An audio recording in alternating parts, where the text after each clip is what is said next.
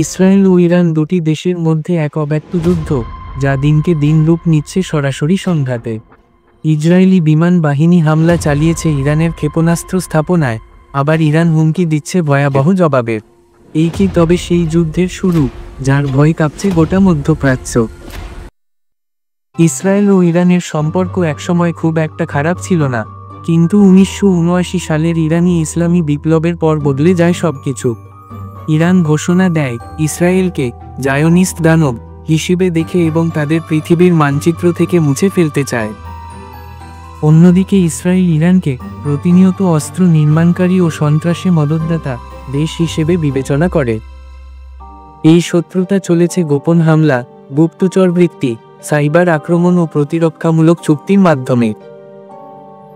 2025 সালের জুন মাসে Fox news report করে, ইসরায়েলি বিমান বাহিনী ইরানে হামলা চালিয়ে ধ্বংস করেছে এমন ক্ষেপণাস্ত্র উৎক্ষেপণ যন্ত্র, যেগুলো আইডিএফ রমতে ইসরায়েলি বেসামরিকদের উপর হামলার জন্য প্রস্তুত ছিল। আইডিএফ এই অপারেশনকে বলে সেলফ ডিফেন্স, আত্মরক্ষার জন্য চালানো হামলা।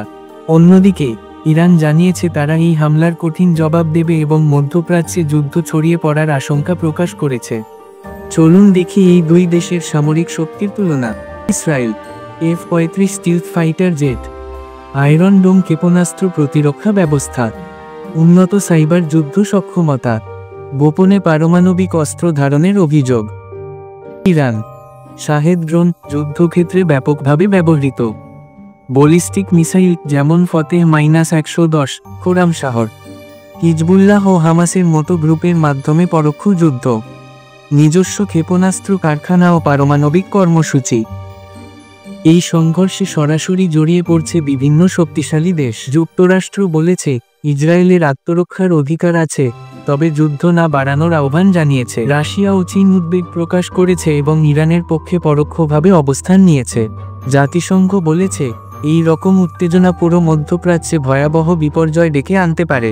বিশ্লেষকরা বলছেন, যদি এই যুদ্ধ আরও বিস্তৃত হয়, তাহলে এটি শুধু ইসরায়েল ইরানের মধ্যে থাকবে না, বরং সিরিয়া, লেবানন, ইরাক এমনকি ইউএস সামরিক ঘাঁটিগুলোতেও আগুন ছড়িয়ে পড়বে। এর ফলে বিশ্বে তেল সরবরাহ, অর্থনীতি ও নিরাপত্তা নিয়ে গভীর সংকট তৈরি হতে পারে। এখন প্রশ্ন হলো, এই উত্তেজনা কি থামবে, নাকি আমরা একটি নতুন যুদ্ধের দিকে এগোচ্ছি? মধ্যপ্রাচ্য কি আবারও রক্তে রাঙাবে? এই প্রশ্নের উত্তর সময়ই দেবে। তবে এখনই দরকার কূটনৈতিক সংলাপ, যুদ্ধ নয়। আপনি কি মনে করেন এই যুদ্ধ আসলেই হবে? কমেন্টে লিখে জানিয়ে দিন আপনার মতামত। ভিডিও ভালো লাগলে লাইক দিন, সাবস্ক্রাইব করুন, আর এমন তথ্যভিত্তিক ভিডিও পেতে বেল আইকনে ক্লিক করুন। ধন্যবাদ।